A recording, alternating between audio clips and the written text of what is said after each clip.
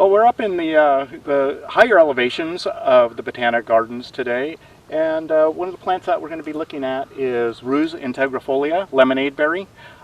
This is a really tough chaparral and sometimes coastal sage scrub plant.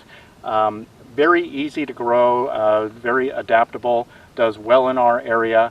It's closely related to 𝘪𝘯𝘀𝘨𝑗𝑚, sugar bush, which is more prominent in the interior areas and inland valleys like the riverside area. But this does very well, and you will find this in the area as well.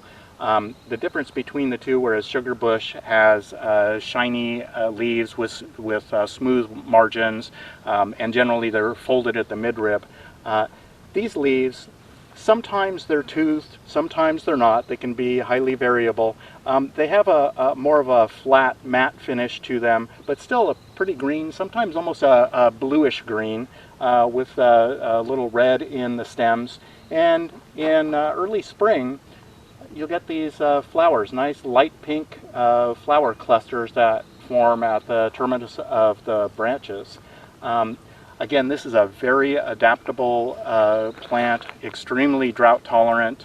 Like sugar bush, it just grows in dry slopes, does prefer well draining soil, but it will do just fine in moderate draining soil. Once the flowers are pollinated, it will form these small sticky fruit, and that's where it gets its name, lemonade berry. There's a sticky, very sour coating on the outside of that fruit. You can drop them in water and make a drink kind of like lemonade. You can actually get a little bit of color from the lemonade berry as well. In addition to the flowers, the new growth in the spring is often a bronzy red color. So it adds a little more interest to the plant.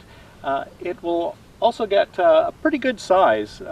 They can get up to probably 12-15 feet in the right conditions, and just as wide.